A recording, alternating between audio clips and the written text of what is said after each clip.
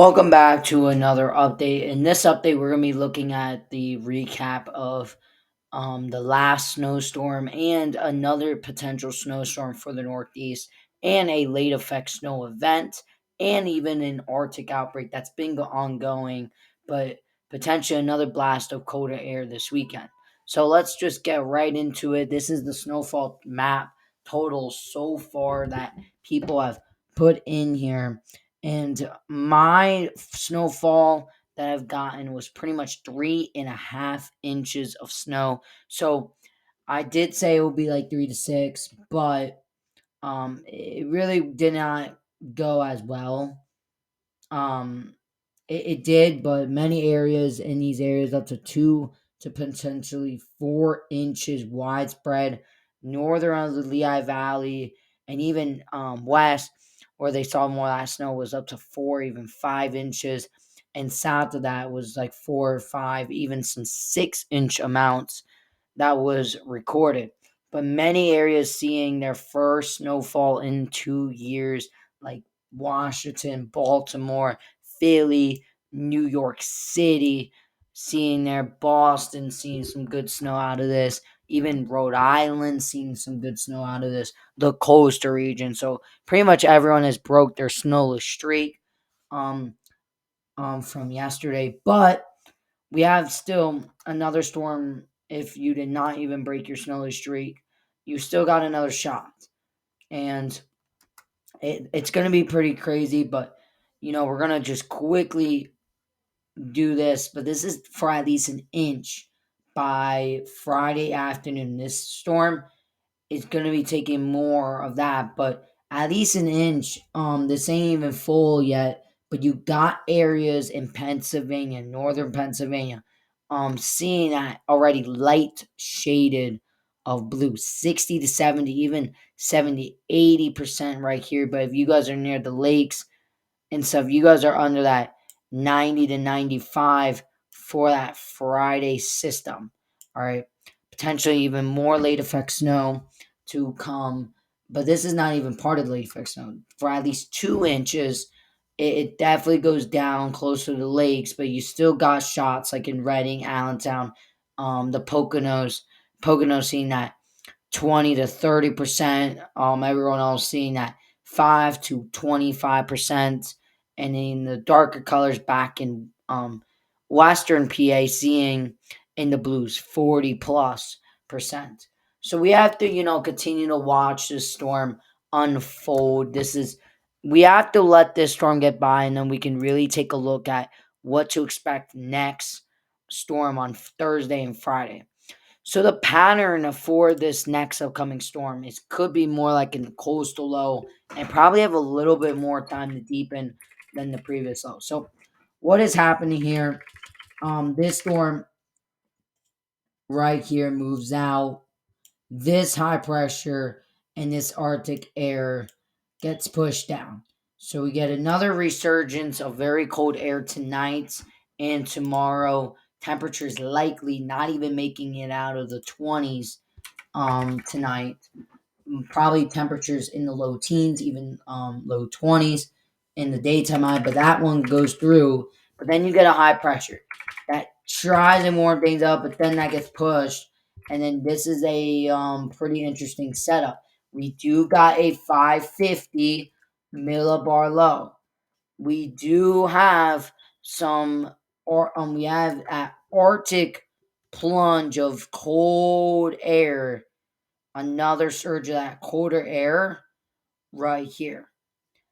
But we do have a blocking high right back in the Atlantic. So what's that doing? That is, and we have a low up here. So pretty much we have a blocking pattern that could lead into a big snowstorm. But the question is, does the low catch up with the precip? Does the temperatures do?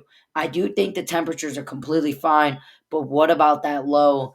And that's going to be questions that we have to solve in the days to come. But you could tell on the pattern on the GFS gets a low to form off the coast. It right there and then it looks like that high off the Atlantic coast actually is weaker. So we kind of get a low to form off here, but it probably won't move up the East Coast like your casual nor'easter. Reason is we got a blocking high over here, and we got a 550 millibar low here. So kind of for the passageway of this going this way, it doesn't work. So yes, we do have a high pressure in the Atlantic, but you know what's the next step after that to solve?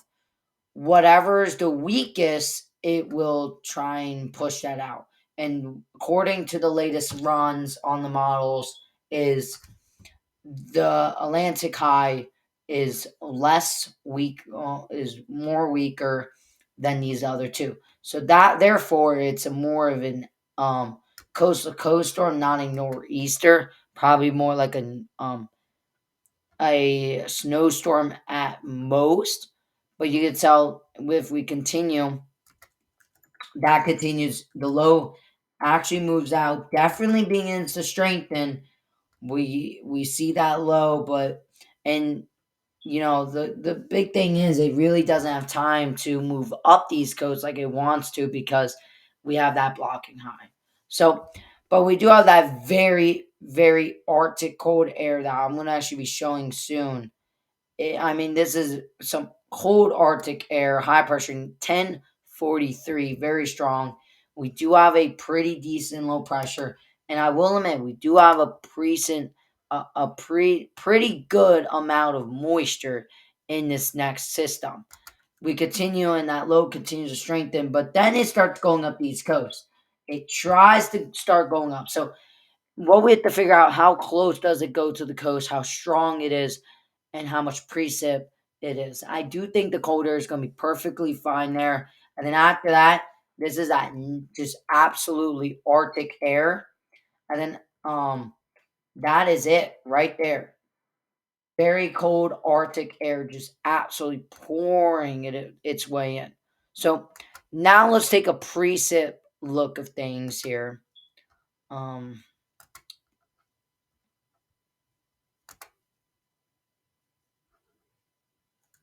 you can definitely tell there's our low starts to come. Yes, you can tell right here. There's that surge of Arctic air. We have that cold air. You already see those snow showers and those snow bands to start developing on Thursday night, even an ice potential. We do have another um, trough slash low pressure that's going to try and advance this storm. We got some precip off the coast.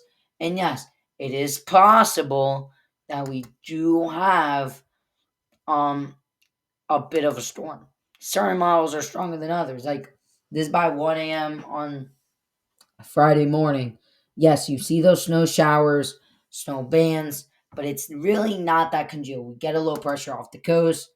Now I was showing you as before, very cold Arctic air just plummeting in. Some snow potentially, I would say, on the GFS, snow showers for everyone else. But we continue to go, and it becomes into this storm where it's a little bit more off the coast. That other precip makes it in, but it's not, as of this run, nothing really that big. Best thing I'll say is when it strengthens just a bit, yes, I do think it's possible that we do get some throwback light snow across Pennsylvania, New Jersey, New York, Ohio, and pretty much in these areas where I circle. I do think some potential precipitation, aka snow. I think everyone will be seeing a snow out of this. Certain runs are stronger than others. We got that absolutely polar vortex just plummeting it way in. But the question is, how strong is the low? How close is the low? Is really going to determine what we see here. We continue, and that low continues to move out. 994 millibar low. We still got some snow showers, some light snow in New York, Pennsylvania, upstate New York, southern Mass, Connecticut, Rhode Island, the coastal regions, Washington, Delaware. GFS And then you could tell by the 1 a.m., the 20th, on Saturday morning, it is pretty much done, left over some snow showers and absolutely brutal cold with some strong gusty winds. But that's just one model. All right. Um, what I mean about the cold. All right, that's the cold on this is going to be extremely brutal.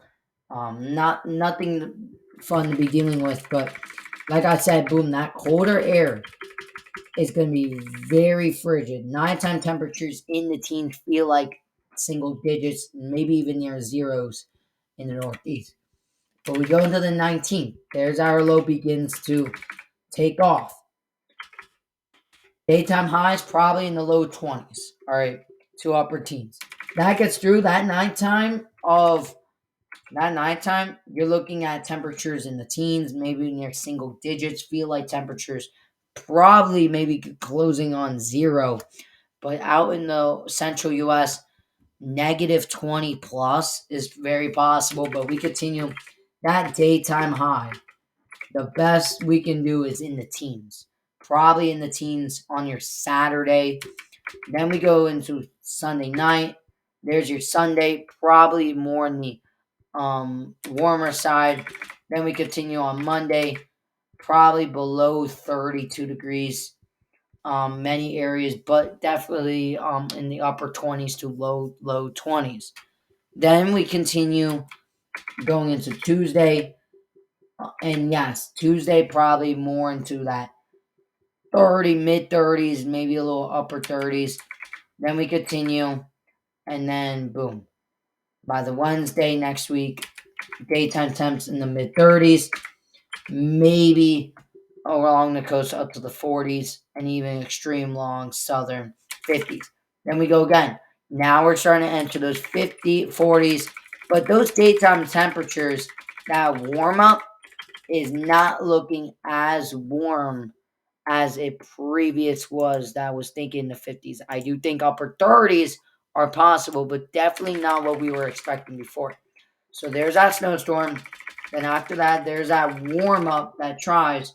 Another storm we have to see certain models more snowier than others, frontal and then rain, and then a bit of a snow event, and then a high tries, and then we get another polar vortex or blast into the end of January. It looks like to start February. Extreme cold is possible. So we go all the way out 384 hours out. This is what it's looking like at that point. Maybe another cold outbreak going into February. So that's your long range pattern forecast and your short term and medium range. Then we're going to actually take a look at the total snowfall with the GFS. Going into, we're actually going to take, instead of that, we're going to go to 24 amount snowfall because, let's see. So that next storm, definitely potentially bringing 2 to 4 inches once again. I do think the GFS is pretty good on this, showing 2 to 4 inches, pretty much widespread to occur. All right, that's that next system, 2 to 4 inches, 1 to 3, whatever you want to say. Depending how strong it is, will be very important. But let's just take a look back at 6Z. It was a little bit more of less, a little bit less organized than the latest strong. And then you could tell in the last few runs, it's been getting a little bit more organized. So we have to see how this trend does continue. That is pretty much everything with the GFS. We can actually look at the 384 and see how much snow um by the end. And yes, up to like a foot by February 1st, potentially. We'll probably have a few more snow events, maybe 1 or 2 more snow events, including the next one. But that's the pattern. That's the long range pattern with the GFS. And it's been colder than previous. So we have to see how that continues. We get through that system with the Canadian now. We're going to be looking at the Canadian. Likes how their system.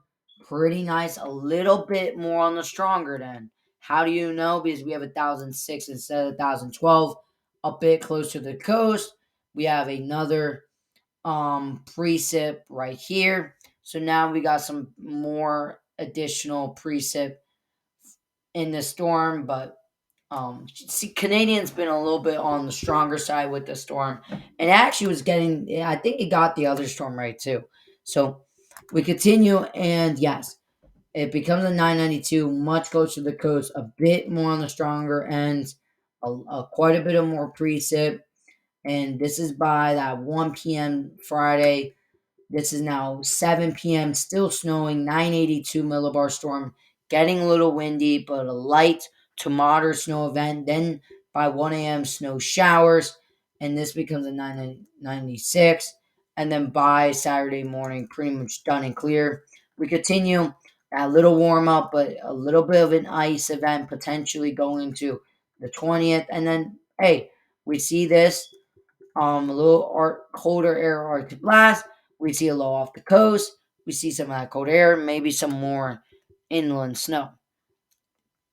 Um, what is different with the GFS and Canadian on that Friday system? What I could say is the high pressure is probably stronger. The high pressure is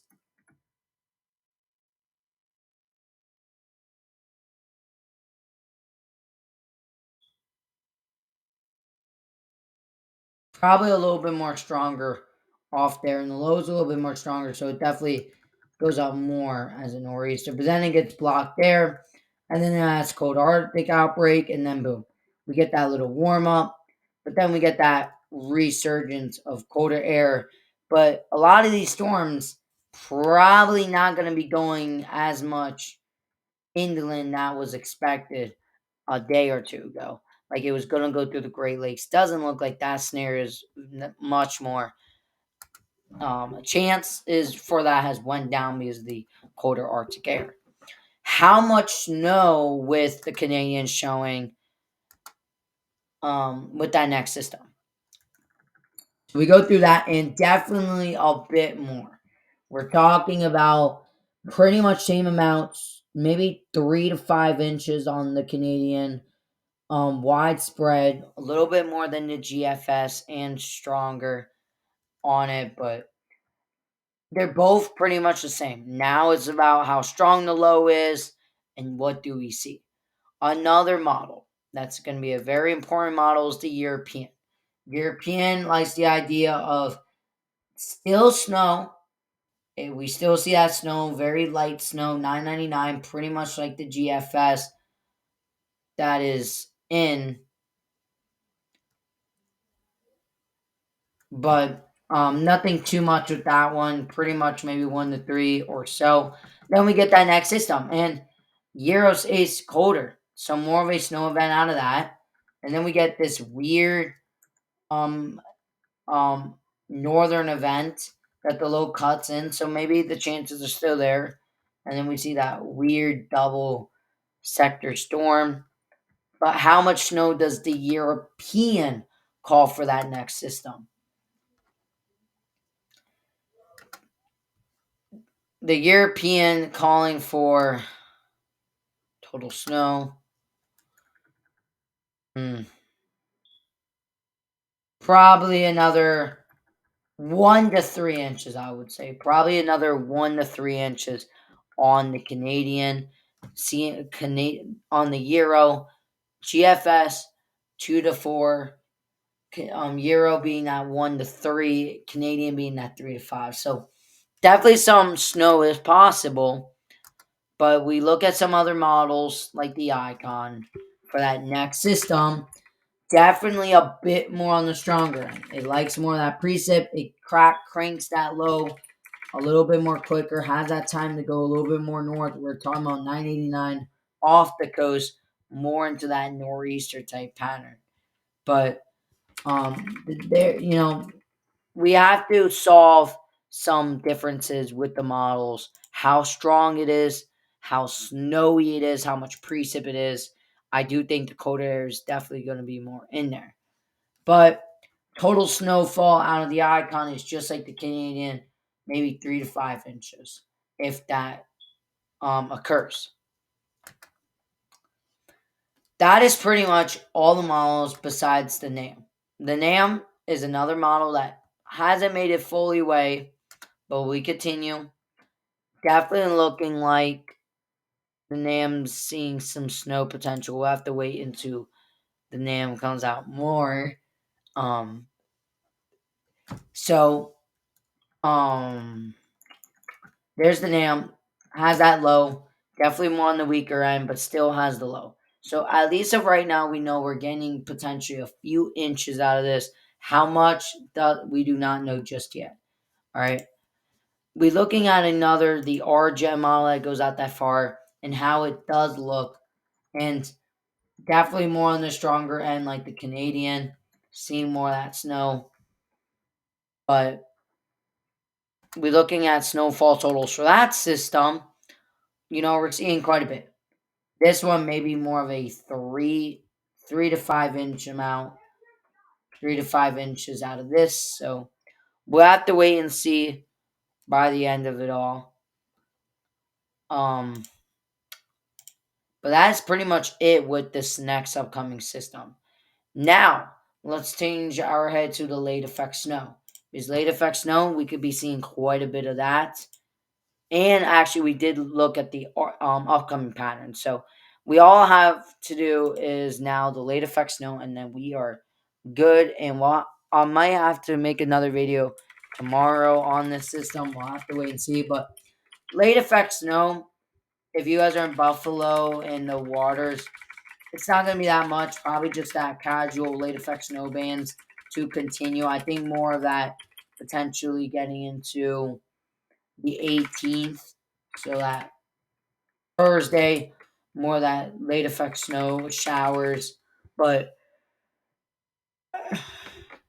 we're looking into that total snowfall. By the end of it, you're looking at up to a foot to 2 feet, maybe some spots 3 feet of snow. So big week ahead. Very cold air, potential snowstorm, and the late effect snow and the rest of this system. So we have to wait and see how the models continue to look. But that is pretty much it. I'll have another update tomorrow or tonight, depending how I feel. So if you have any comments or concerns or questions, just leave them down below. So that is it. See you guys in the next video. Bye.